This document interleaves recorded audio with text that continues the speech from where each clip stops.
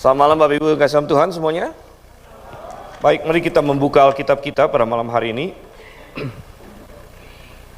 Dan untuk renungan akhir tahun kita, saya mengajak kita untuk melihat kitab Pengkhotbah. Rasanya cocok untuk mengakhiri tahun kan hal dengan sebuah kitab yang ditulis di akhir dari hidup Salomo. Jadi kita akan membuka Pengkhotbah pasal 7. Saya akan ajak kita lihat 3 ayat, yaitu ayat 8, 9, dan 10. Pengkhotbah pasal 7 ayat 8, 9, dan 10. Kalau sudah dapat, saya ajak kita baca bersama-sama, karena 3 ayat saja. Pengkhotbah pasal 7 ayat 8, 9, dan 10. 1, 2, 3. Akhir suatu hal lebih baik, panjang sabar lebih baik daripada tinggi hati. Janganlah marah dalam hati, karena amarah menetap dalam hati orang bodoh. Janganlah mengatakan, mengapa zaman dulu lebih baik daripada zaman sekarang? Karena bukannya berdasarkan hikmat engkau menanyakan hal itu. Doa terlebih dahulu. Bapa di surga, kami pada tanggal 31 Desember ini, pada akhir tahun ini, kami datang Tuhan, ada banyak hal yang bisa kami lakukan, namun kami memilih sesuatu yang indah, yaitu untuk berjemaat. Kami memilih untuk berkumpul bersama orang-orang yang mengenal Engkau.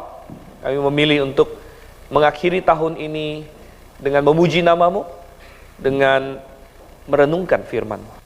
Dan Tuhan, kiranya Engkau menolong supaya kami dapat diajar oleh firman-Mu, sehingga kami bisa melihat segala sesuatu dengan perspektif yang benar, dan masuk nanti ke tahun yang baru dengan perspektif yang benar juga. Tolong kami Tuhan, biar Roh Kudus yang mencelikkan hati kami. Kami berdoa dalam nama Yesus Kristus. Amin. Baik, dan kita tentu sudah di akhir dari tahun 2023. Dalam waktu kurang lebih 3 jam, tahun ini akan berlalu dan kita akan menyongsong 2024. Ini adalah sesuatu yang kita lakukan tahun demi tahun, tahun demi tahun. Dan tidak dapat disangkal bahwa manusia menjalani waktu. Bahkan ada orang yang berpendapat bahwa waktu itu semacam dimensi keempat dalam kehidupan kita. Dan kalau kita bicara mengenai dimensi itu bicara mengenai space atau ruang biasanya. Jadi dimensi 1, 2, dan 3 itu bicara soal ruang. Dimensi 1 adalah garis saja, dimensi 2 adalah bidang. Dimensi 3 dimensi, katanya kita hidup di dunia 3 dimensi. Artinya kita bisa berjalan begini, kita bisa berjalan begini, dan kita bisa naik dan turun. Jadi ada 3 dimensi. Tetapi kemudian manusia mulai memahami bahwa ternyata waktu juga bisa dipikirkan sebagai satu dimensi. Karena kalau misalnya saya minta ketemu dengan kamu, lokasinya di mana? Di Grave, lantai 3. Nah itu kan sudah ada titik koordinat. Grave lantai 3. Tapi itu koordinat di dalam ruang 3 dimensi. Kalau saya belum sebut waktunya, bisa juga nggak ketemu. Misalnya, saya udah sampai di Grave tingkat 3. Oh, maksud saya besok, begitu. Oh, saya kira hari ini yang nggak ketemu, saudara. Ya. Jadi, waktu bisa dilihat sebagai suatu dimensi juga. Namun, ada satu hal yang sangat unik tentang waktu dibandingkan dengan dimensi yang lain. Yaitu apa? Ternyata, kalau semua dimensi yang lain, manusia bebas bergerak di dalamnya. Saya bisa ke kanan, saya bisa ke kiri, saya bisa ke utara, bisa ke selatan, saya bisa naik, saya bisa turun. Tetapi kalau kita lihat waktu sebagai dimensi, ternyata kita terbatas pergerakan kita dalam waktu itu. Yaitu kita hanya bisa bergerak maju dalam waktu, kita tidak bisa bergerak mundur. Ya, tidak ada orang yang, kalau misalnya dalam 3 dimensi kita salah jalan, tinggal U-turn. Anda bisa U-turn, bisa putar balik istilahnya, ulang lagi. Tapi dalam perjalanan waktu tidak ada hal seperti itu. Tidak ada putar balik, tidak ada mau rewind atau lain sebagainya. Jadi semuanya berjalan satu arah dengan kecepatan yang sama bagi semua orang. Jadi ini adalah hal yang unik mengenai dimensi waktu. Dan kita tidak bisa mengulang segala sesuatu, maka kita membutuhkan hikmat dari Tuhan. Kita membutuhkan hikmat dari Tuhan supaya kita bisa melihat waktu dengan benar. Sebenarnya ada banyak perikop yang bisa kita bahas untuk akhir tahun ini. Salah satu yang menarik juga, tapi saya tidak ajak kita lihat hari ini, adalah Mazmur pasal 90. Di mana Musa berkata di situ, Tuhan ajarlah kami menghitung hari-hari kami. Ajar kami menghitung hari-hari kami. Karena rupanya Tuhan yang menciptakan waktu dan menciptakan kita di dalam waktu, dialah yang bisa memberitahu kita perspektif yang sejati tentang waktu itu. Nah, tetapi 3 ayat yang baru saja kita baca di sini. Ya, ini ditulis oleh Salomo. Sebenarnya kalau sangat menarik sekali kalau kita punya waktu yang begitu panjang, kita bisa baca dari ayat 1 sebenarnya. Dan pasal ini penuh dengan hikmat dari Salomo yang agak bertentangan dengan pendapat umum. Ya, misalnya kalau di ayat 1, nama harum lebih baik daripada minyak yang mahal, katanya ya. Hari kematian lebih baik dari hari kelahiran. Berapa banyak orang yang akan berkata hari kematian lebih baik dari hari kelahiran? Ayat 2 sering kita kutip di dalam kebaktian duka. Pergi ke rumah duka lebih baik dari pergi ke rumah pesta, dan sebagainya. Jadi ada banyak hikmat di sini. Tapi saya mengajak kita berfokus di ayat 8 sampai ayat yang ke-10. Dan rupanya 3 ayat ini yang tadi kita baca memberikan kita hikmat bagaimana kita bisa menilai waktu sebenarnya. Ya, dan menilai bagaimana kita harus berlaku di dalam perjalanan kita mengarungi sungai waktu. Nah, saya akan ajak kita bahas karena ada 3 ayat, jadi ada 3 poin saja. 3 poin saja. Yang pertama adalah kita lihat ayat yang ke-10 dulu. Saya mulai dari bawah, gitu ya. Dan ini mengajarkan kita bagaimana melihat masa lalu. Jadi 3 poin saya adalah 3J hari ini. 3J. Kenapa saya suka bikin huruf-huruf untuk khotbah saya? Yaitu supaya Anda gampang ingat, begitu kan? Ya. Jangan sampai nanti setelah keluar dari sini lupa semua. Gitu kan? Jadi 3J. Yang pertama, ayat yang ke-10 mengajarkan kita jangan hidup di masa lalu. Ya. Bagaimana kita melihat masa lalu? Jangan hidup di masa lalu. Coba perhatikan apa yang firman Tuhan katakan. Janganlah mengatakan, mengapa zaman dulu lebih baik daripada zaman sekarang? Karena bukannya berdasarkan hikmat engkau menanyakan hal itu. Jangan hidup di masa lalu. Jangan hanya memikirkan kebaikan masa lalu. Banyak orang terkungkung atau terjebak di dalam nostalgia saja. Jadi dia ada sesuatu yang indah mungkin di masa lalunya. Wah, andai bisa begitu lagi, ya. Dia sangat rindu akan sesuatu di masa lalu dan sebagainya. Bukan tidak boleh mengingat masa lalu, tentu mengingat masa lalu hal yang bagus. Ada hal-hal yang perlu diingat, makanya kita ada dirikan monumen, makanya kita ada buku sejarah. Sejarah itu penting, tetapi kita tidak hidup di masa lalu. Jangan hidup di masa lalu. Jangan masa lalu begini dan saya maunya seperti itu dan saya bernostalgia begitu sehingga itu mempengaruhi kita di masa sekarang secara tidak baik, begitu. Firman Tuhan berkata jangan. Lagi pula, jangan mengatakan mengapa zaman dulu lebih baik daripada zaman sekarang, karena bukannya berdasarkan hikmat engkau menanyakan hal itu. Tuhan ingin berkata bahwa kamu manusia sebenarnya kekurangan hikmat untuk bisa menilai dengan setepat-tepatnya. Ketika kita bernostalgia, ketika kita berkata lebih bagus zaman itu, dan banyak orang mengeluh seperti itu, ya. Aduh, sekarang sudah parah. Ini biasa orang sering ngomong begitu kan. Sekarang ini zaman sekarang sudah parah, sudah begini. Wah, coba kalau zaman lalu, gitu. Ya. Nah, ini sering diomongkan, gitu ya. Wah, ini sekarang ini sudah gawat, dan bisa jadi benar. Tetapi Tuhan bilang nggak usah komplain seperti itu, karena kamu tidak punya cukup hikmat sebenarnya untuk mengatakan hal tersebut. Mengapa demikian? Mengapa manusia tidak punya cukup hikmat untuk berkata bahwa masa lalu itu lebih baik daripada masa sekarang? Ada beberapa hal. Nomor satu, manusia kekurangan hikmat untuk menentukan apa yang sebenarnya benar-benar baik dan apa yang tidak baik. Gitu. Yang sering manusia pikirkan hanyalah apa yang enak bagi dirinya. Ketika dia berkata bahwa masa lalu lebih baik, seringkali yang dimaksudkan adalah lebih nyaman bagi saya, lebih enak bagi saya. Tetapi apakah itu benar-benar lebih baik? Secara ukuran yang objektif, belum tentu juga. Apa sih yang baik? Hanya Tuhan yang bisa tahu persis secara absolut ini lebih baik daripada ini kurang baik daripada ini. Jadi Tuhan bilang, kalau kamu mau komplain-komplain saja, kamu belum punya cukup hikmat untuk bisa tahu secara absolut. Ya kalaupun misalnya kamu sekarang dalam kesusahan dan kamu merasa dulu lebih nyaman, dulu lebih baik dan lain sebagainya. Apakah kamu yakin bahwa kesusahan kamu ini bukan untuk kebaikan, untuk sesuatu yang lebih baik bahkan? Jadi manusia kekurangan hikmat untuk itu. Lagi pula, yang kedua lagi, kenapa manusia sulit untuk menentukan hal ini? Adalah karena ingatan manusia itu tidak perfect, tidak sempurna. Bahkan sains pun sudah mengetahui bahwa ingatan kita itu bisa berubah seiring waktu. Artinya, kita sangat selektif mengingat sesuatu.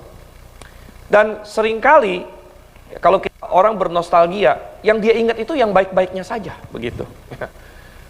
Mungkin waktu yang buruk-buruknya dia tidak ingat. Biasanya sering seperti itu. Saya masih ingat waktu saya pertama masuk kedokteran. Dulu masuk kedokteran itu sangat terkenal di ospek. Nggak tahu sekarang ada masih ospek nggak, gitu kan? Dikerjain lah istilahnya ya. Jadi masuk kedokteran dikerjain. Biasanya masuk universitas dikerjain. Itu namanya ospek gitu ya. Lalu dan kalau masuk kedokteran ospeknya macam-macam. Ntar katanya dibawa ke kamar mayat lah. Padahal ini mahasiswa baru kan, anak tamat SMA segala macam ya, ditakut-takutin lah istilahnya gitu kan. Dibawa ke kamar mayat segala macam, suruh. Waduh.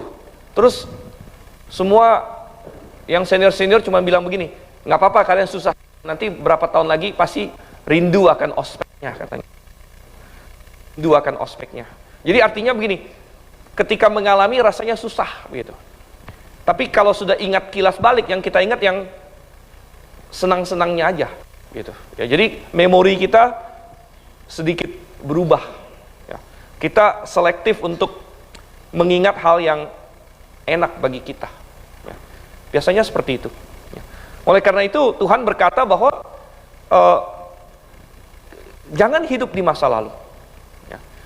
Kamu tidak punya cukup hikmat untuk bisa menentukan sebenarnya, ya, masa lalu itu secara absolut lebih baik daripada masa sekarang. Ya. Kita tidak bisa berkata demikian. Nah, oleh karena itu baik, ya, kita jangan terpaku. Jadi kita jangan terpaku kepada hal yang positif di masa lalu maupun hal yang negatif di masa lalu. Oke, tahun 2023 ini akan berakhir. Coba kita kilas balik tahun 2023. Ini kan masa lalu berarti kan. Sebentar lagi 2023 akan menjadi masa lalu kita. Apa yang terjadi di 2023? Mungkin ada hal-hal positif. Mungkin ada kemenangan-kemenangan. Mungkin ada berkat-berkat Tuhan. Oke, puji syukur. Puji Tuhan, ucapkan syukur kepada Tuhan mengenai hal-hal tersebut.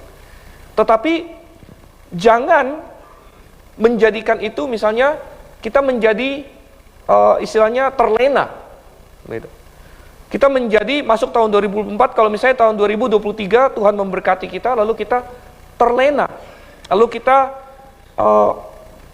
tekebur, lalu kita menjadi tinggi hati dan lain sebagainya di tahun 2024. Jangan.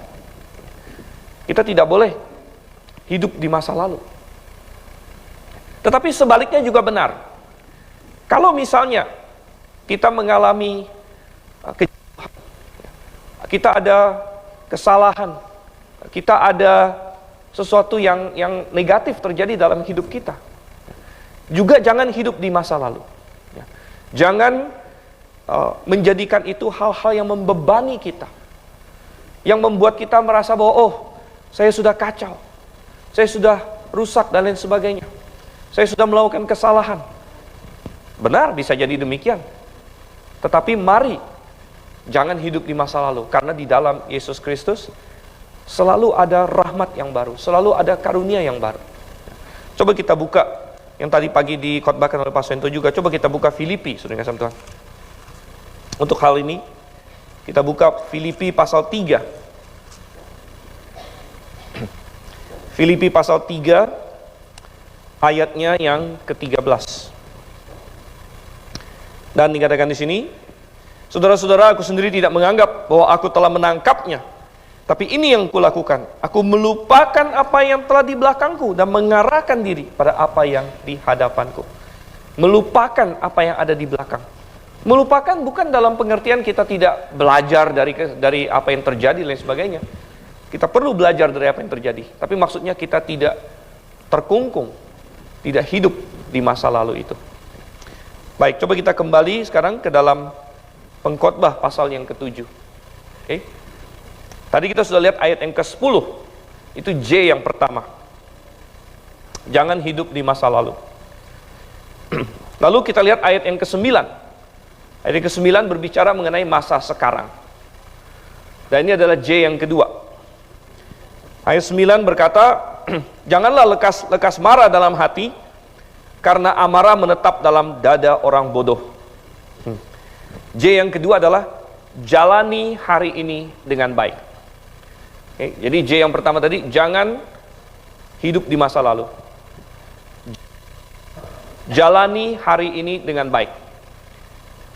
Anda tahu bahwa kalau kita bicara mengenai waktu, past, present, future, masa lalu, masa sekarang, masa depan, satu-satunya yang bisa kita kendalikan saat ini adalah masa sekarang. Masa lalu sudah berlalu, Anda nggak bisa ubah lagi. Tadi sudah kita bilang tidak ada U-turn, tidak ada rewind, tidak ada save, load, gitu. Ya. Tidak ada seperti itu. Ya, masa depan juga kita belum tahu apa yang akan terjadi masa depan. Tapi kita bisa mempengaruhi masa sekarang. Kita hidup in the present.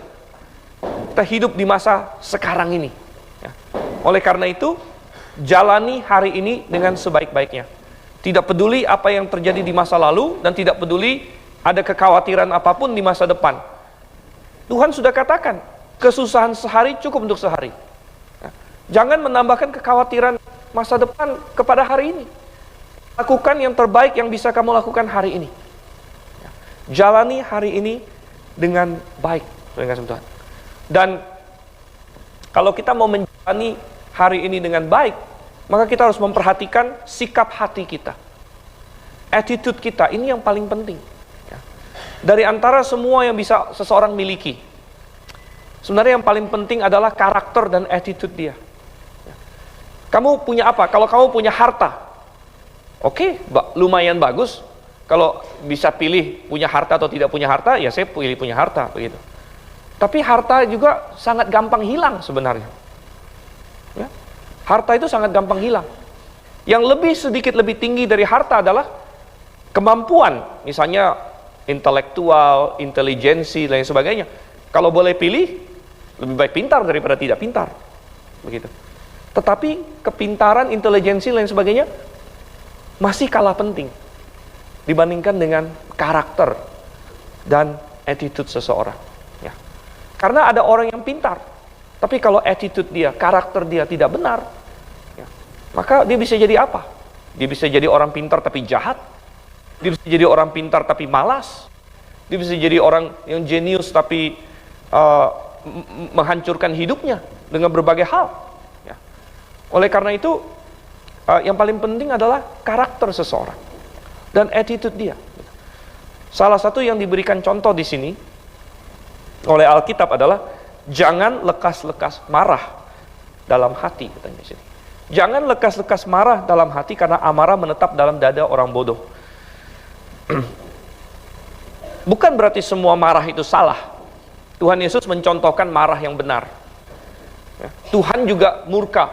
Tuhan bisa murka. Murka Tuhan pasti benar. Tapi coba kita buka Yakobus. Yakobus pasal 1. Kita lihat Yakobus. Yakobus itu setelah Ibrani. Yakobus 1 ayat 20. Ayat 20. Ini katakan sini apa? Sebab Apa amarah manusia? Tidak mengerjakan kebenaran di hadapan Allah. Tidak mengerjakan kebenaran di hadapan Allah. Amarah manusia seringkali salah tempatnya. Dan memimpin dia untuk melakukan hal-hal yang salah. Tadi kita sudah bahas bahwa satu-satunya yang bisa kita pengaruhi adalah masa sekarang. Kita tidak bisa ubah masa lalu, masa depan belum sampai. Kita bisa mempengaruhi masa sekarang ini. Oleh sebab itulah Tuhan berkata di dalam firman-Nya, kapan hari keselamatan? Tuhan bilang, hari ini adalah hari keselamatan. Ya. Hari inilah hari keselamatan, Tuhan bilang. Maksudnya apa? Tuhan bilang, hari inilah aku mau mendengarkan kamu. Hari inilah hari keselamatan. Artinya kalau ada kesempatan untuk diselamatkan, bertindaklah hari ini. Karena apa? Masa depan tidak digaransi. Tuhan tidak pernah menggaransi kepada satupun dari kita bahwa kita masih akan melihat hari besok. Tidak ada seorang pun di antara kita yang tahu umur kita. Dan kita tidak tahu kapan Tuhan Yesus akan datang kembali. Jadi Tuhan bilang, hari ini hari keselamatan. Kamu bisa bertindak hari ini. Tapi saudara yang kasih sama Tuhan, kita bisa jadi begitu banyak orang tidak mengambil keputusan yang perlu dia ambil saat ini. Karena dia dipengaruhi oleh banyak hal. Ada orang yang marah. Ada orang yang marah kepada Tuhan. Ada orang yang tersandung. Dan Alkitab katakan salah satunya di sini adalah marah. Amarah menetap dalam hati orang bodoh, katanya di sini. Ya. Kenapa bodoh? Ya. Kenapa bodoh? Ya karena dia marah, dia mengambil keputusan yang malah merugikan dirinya sendiri. Pernah nggak Anda berpikir seperti itu? Anda saking marahnya, jadi tidak rasional lagi, sehingga yang Anda buat pun sebenarnya merugikan diri Anda sendiri. Tapi karena saking marahnya, gitu. Ya. Nggak usah jauh-jauh, marah tonjok tembok. Kira-kira yang sakit tembok atau kamu, saudara? Ya. Coba dipikir, gitu kan? Wah, marah, pukul tembok. Masa temboknya yang sakit? Aduh, gitu ya. Enggak, tangan kamu yang sakit, gitu. Tapi kan kalau lagi marah, gitu. Ya. Lagi marah, jadi dia tidak memikirkan itu. Itu cuman masalah fisik. Tapi bagaimana kalau orang marah, tapi dia mengambil keputusan-keputusan rohani? Ya. Dia marah atas situasi hidupnya. Waduh, kenapa begini ya? Ya. Kenapa tahun 2023 saya kurang diberkati oleh Tuhan? Ya. Kenapa tahun 2023 misalnya terjadi begini, terjadi begitu, lalu dia memupuk amarah atau lain sebagainya. Ya. Dan yang paling bahaya adalah kita marah kepada Tuhan. Kita marah kepada umat Tuhan. Siapa umat Tuhan? Misalnya gereja. Kalau orang marah kepada gereja yang Alkitabiah, wah itu repot, saudara. Dia marah kepada hamba-hamba Tuhan. Ya. Seperti orang Israel bersungut-sungut kepada Musa. Ya, jadi macam-macam. Ya. Tapi kalau kita memupuk amarah itu, ya, kita bisa membuat suatu keputusan yang salah. Padahal kita harus membuat keputusan yang benar di masa sekarang ini. Karena kita hidup di masa sekarang. Amarah ini hanya salah satu contoh yang diberikan oleh Alkitab. Sebenarnya ada banyak hal lain yang harus kita waspadai. Selain amarah. Ya. Bisakah hawa nafsu misalnya membuat Anda tidak bisa mengambil keputusan yang benar? Ada orang yang karena hawa nafsu dalam hidupnya, dia mengambil keputusan-keputusan yang salah terus. Ya. Dia menjalin hubungan yang tidak benar, ada yang selingkuh, ada yang terlibat dalam kecanduan pornografi, macam-macam, karena hawa nafsu. Akhirnya, itu membutakan dia dari mengambil keputusan-keputusan yang benar dalam hidupnya. Dan kita bisa taruh lagi sikap-sikap yang lain, ada amarah, ada hawa nafsu, ada mungkin dengki, ada mungkin benci, macam-macam. Kita harus mewaspadai hal-hal ini yang bisa mengganggu kita, menghancurkan ya, yang mestinya keputusan yang benar yang kita buat untuk saat ini. Oke. Sekarang kita masuk kepada poin ketiga kita. Masuk ke poin ketiga, yaitu J yang ketiga sini ya. J yang ketiga, kita lihat ayat yang ke-8. Kita sudah melihat masa lalu, jangan hidup di masa lalu. Kita lihat masa sekarang, jalani hari ini dengan baik. Dan ayat 8, jangkau ke depan bersama dengan Tuhan. Jangkau ke depan bersama dengan Tuhan. Di ayat 8 di sini ya, akhir suatu hal lebih baik daripada awalnya, lebih baik daripada tinggi hati. Jadi akhir suatu awalnya katanya.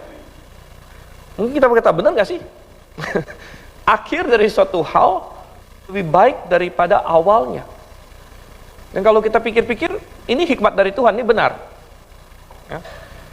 Misalnya, ya, kalau Anda mulai sekolah, lebih baik mulai sekolah atau selesai sekolah? Ya. Nah, tanya aja yang wisuda gitu kan. Wah, udah wisuda, wah sudah selesai gitu kan. Lebih enak atau pas baru pertama masuk gitu. Misalnya, ya, lihat banyak hal yang lain lagi, gitu kan?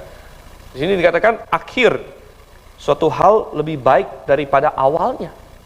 Apa? Karena di awal yang ada adalah potensi. Nah, awal memang bagus juga. Ketika seorang anak lahir, itu hal yang bagus. Karena di dalam kelahiran seorang anak ada potensi yang luar biasa, potensi.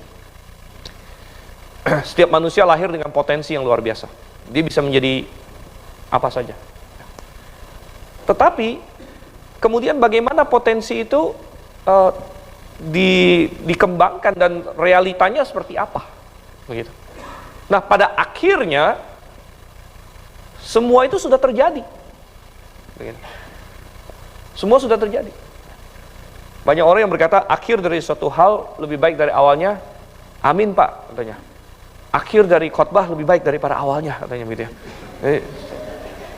Bukan seperti itu juga, saudara ya. Tapi maksudnya di akhir di situ potensinya sudah terjadi, begitu. Potensinya sudah terjadi. Sehingga kita mengucap syukur untuk apa yang sudah terjadi, gitu. Dan ini dari perspektif hikmat dari Tuhan. Ya. Ini perspektif hikmat dari Tuhan. Makanya saya katakan jangkau ke depan bersama dengan Tuhan. Karena ada pengecualian terhadap aturan ini atau prinsip ini, yaitu pengecualiannya apa? Pengecualiannya adalah kalau tidak ada Tuhan. Nah, kalau tidak ada Tuhan, maka kita tidak bisa berkata bahwa akhir akan lebih baik daripada awal. Mengapa?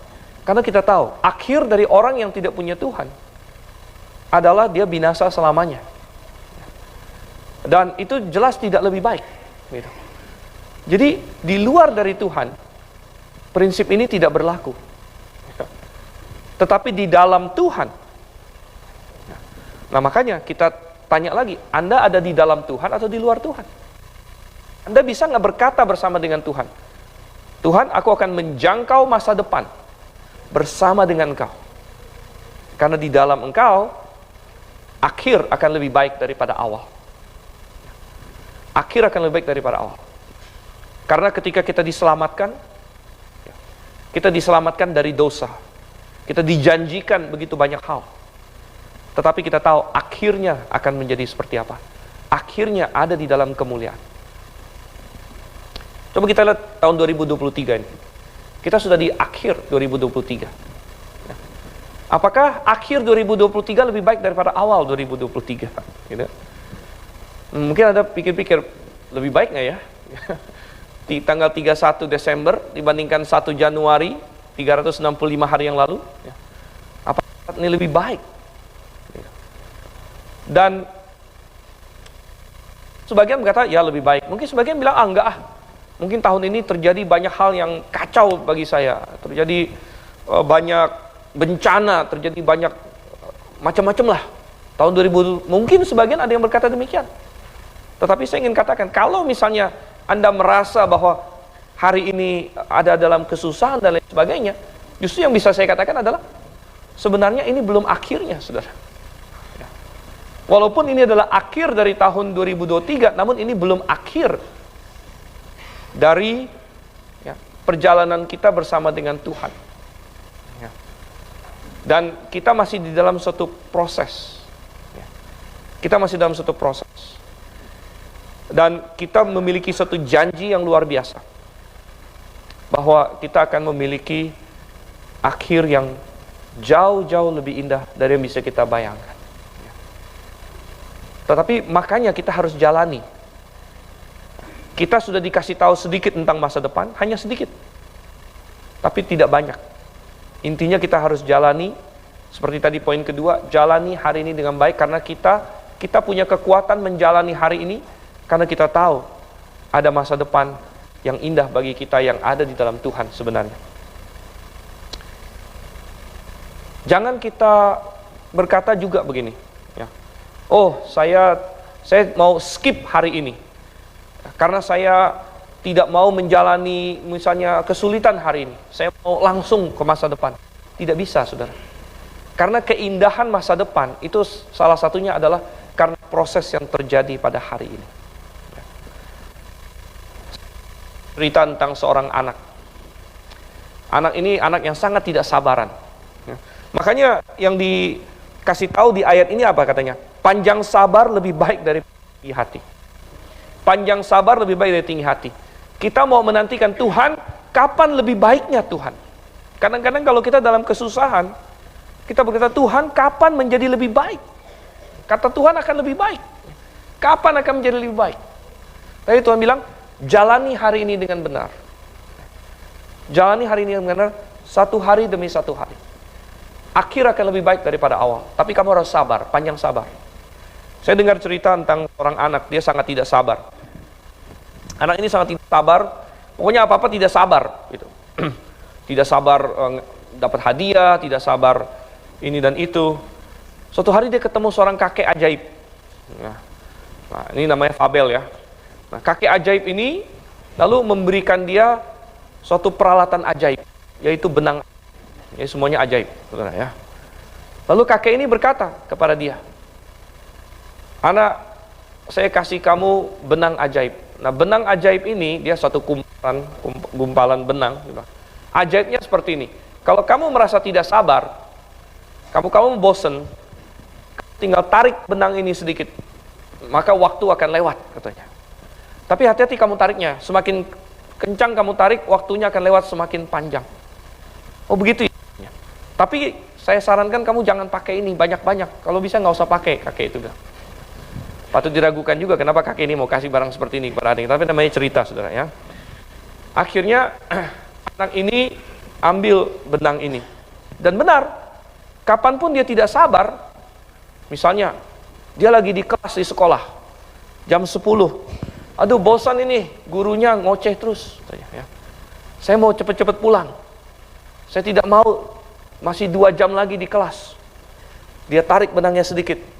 Begitu dia tarik, dia buka mata, sudah jam 12. Kring, wah sudah pulang. Seru juga ini benang, dia bilang. Setiap kali saya merasa nggak enak, saya tinggal tarik sedikit aja. Gitu. Wah, dia pakai terus, saudara. Akhirnya.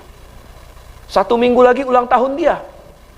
Wah, bilang, waduh nggak sabar nih, waktu ulang tahun nanti mau dibeliin hadiah sama mama papa segala macam. Tapi masih 1 minggu, saya nggak sabar.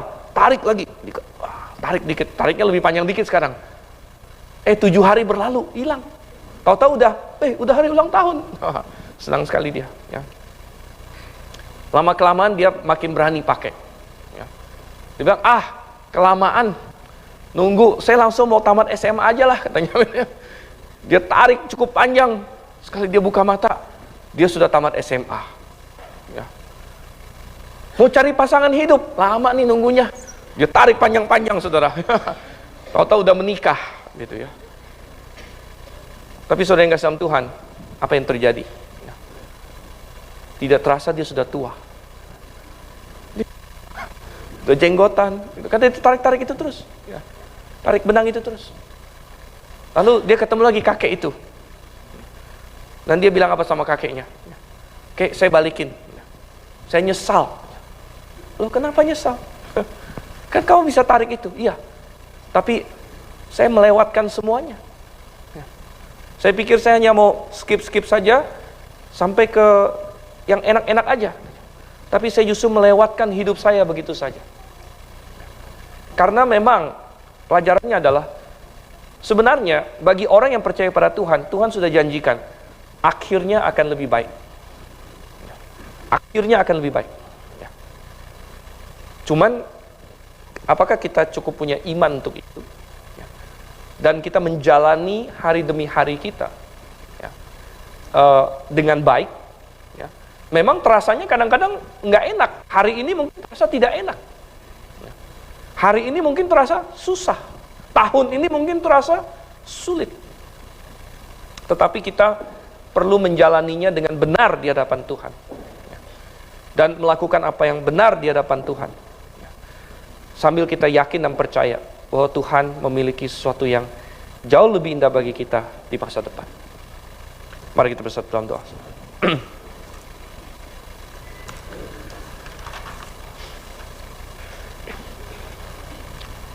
Bapa di surga, kami mengucap syukur bahwa di dalam Engkau kami dijanjikan masa depan yang indah, masa depan yang lebih baik. Kami memiliki itu di dalam Engkau, Tuhan. Jikalau ada di ruangan ini yang belum memiliki Engkau, kami berdoa untuk jiwa tersebut agar dia segera mengambil keputusan bagi Engkau. Namun Tuhan, bagi kami yang percaya kepadamu, ajar kami untuk pertama menggunakan masa lalu kami dengan benar, belajar dari kemenangan maupun kekalahan kami, untuk menjalani hari ini dengan sebaik-baiknya. Sehingga kami dapat menjangkau, berjalan ke tahun 2024. Dan seberapa banyak pun tahun lagi Engkau berikan kepada kami, dengan sebaik-baiknya. Kami berdoa Tuhan dalam nama Yesus Kristus. Amin.